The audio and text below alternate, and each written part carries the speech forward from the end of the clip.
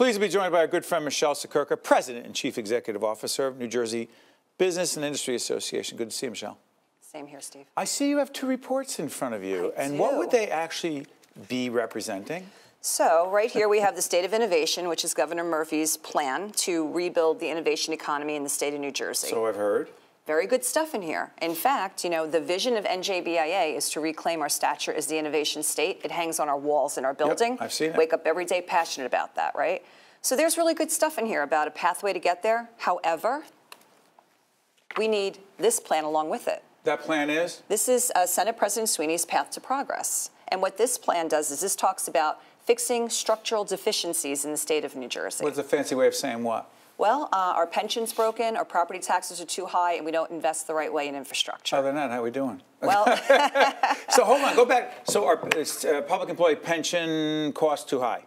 Yes, you know, it's broken right now. But I thought we fixed it in 2011. Not enough. I thought Governor Christie at the time, Senate President Sweeney, and others got together and said, we're going to fix the pension and health care crisis. They got together and they started down a path. The problem is that path wasn't wide enough or long enough. And we all know that we need more because, unfortunately, there are people depending on that money, and we made a promise on that money, and we need to ensure in some way that money is there. But we need to stop making the same mistake by continuing down the same path of that pension system, because we just can't afford that type of a pension system any longer. What about the property tax issue you raised? Yeah, they're too high. We're How's number that one a business issue? Because we, the business community, we pay most of that. You know, we are the majority of the property tax payer across the state of New Jersey. People don't realize that. You know, all those companies that you go in, all those businesses, those buildings, our members own them.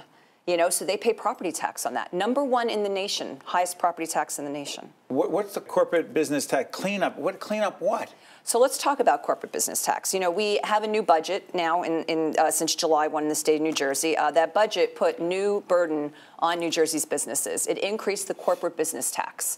So this is tax on the revenues that corporations, the work that they do in the state of New Jersey. We're now taxing their products, their services, et cetera. We have a corporate business tax, that's fine. However, now we increase that to be almost the highest in the nation. Okay? How does that hurt our ability? Because I know Governor Murphy, we're also talking to folks that choose New Jersey, they're trying to attract and retain businesses, and you're talking about a corporate. How to explain that connection? Well, exactly, and that's why I say these two things need to work together. We can have ideas on how to grow jobs and grow economy. It's not sustainable if we don't fix what's broken. So we can't tax our way out of our economic crisis in the state of New Jersey right now. It's too expensive. We lack regional competitiveness, and we have an affordability factor going on in the state of New Jersey.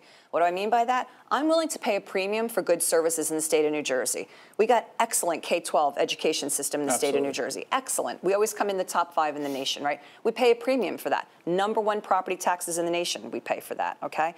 But what we're doing now on that is we're seeing those students exported out of the state of New Jersey. We're number 1 in out-migration. You mean the brain drain? Yes, the brain drain, right? So we're not creating jobs there because those students are leaving. Are they coming back after they graduate from college? No, you know, we're actually trying to look closer at that now. But, you know, studies would tell you that wherever a student goes away for their post-secondary education experience is where they settle on their roots. Oftentimes it's where they meet their significant other, their closest friends in life. They get that first job experience. So if they're doing that outside the state of New Jersey, they're not coming back. But the challenge for them, if they do come back, is they can't afford to live here because we're also number 1 in the nation of millennials that live at home with their parents. That screams lack of affordability, okay?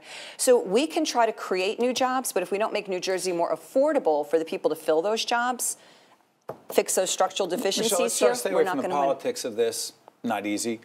To what degree do you think that Governor Murphy and his team and Senate President Sweeney and his team are having a discussion that sounds like the discussion you're trying to create right now? The fact that these two plans are out there now provides them the opportunity to have that discussion. There's a pathway. There's a pathway. There's a pathway. And they both want it. They know it's the right thing to do. And I'm a glass half full girl. I'm always high on New Jersey, you know. I think that if we can take the right combination of these plans and get these leaders to focus on some priorities here, we're going to hit a home run. Stay on this, on the spending side for a second. What I'm curious about is the willingness, because we had Senator Paul Sarlo, the chair of the Senate Appropriations Budget Committee, and Senator Sarlo, who was a part of the discussion with the team that Senate President Sweeney put together to look at state expenditures, talked about the consolidation of services in municipal government, which is if that were to take place, then in a lot of cases, property taxes would be reduced. Is that a priority in your mind? It's one of them. You know, it's absolutely a tool in the chest. Is the pension and health care issue of public employees, in your mind, a higher priority? Three. Go ahead. We have three structural deficiencies. We got to fix the pension and how we fund it. We got to take care of property tax, and we got to get wise investment in infrastructure in the state of New Jersey. Whoa, you're talking about just spending more money on infrastructure. No, I'm not. No, I'm not.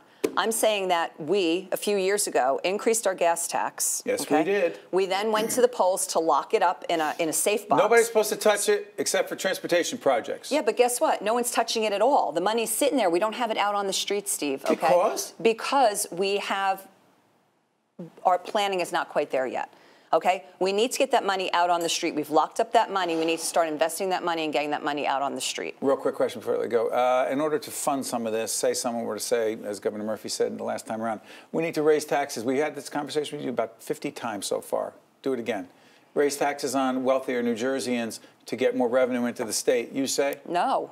No, we fought against a millionaire's tax. We got a $5 millionaire's tax. More than $5 million you pay more in income tax, yes, but not more than $1 million. Yeah, but Steve, it hurts small business. Governor Murphy wanted $1 million. Yes, he did.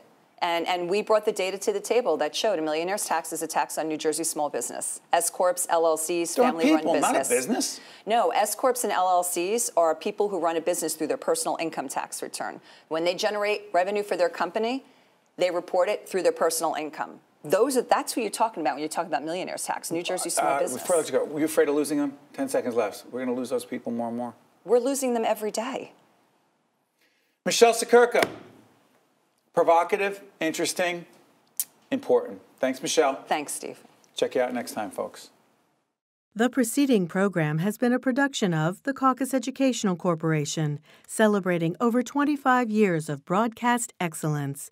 Funding for this edition of Caucus New Jersey has been provided by the New Jersey Education Association, Wells Fargo, St. Peter's University, the Northward Center, New Jersey Resources, Summit Medical Group, and by Adler Aphasia Center, transportation provided by Airbrook Limousine, serving the metropolitan New York, New Jersey area. Caucus New Jersey has been produced in partnership with TriStar Studios.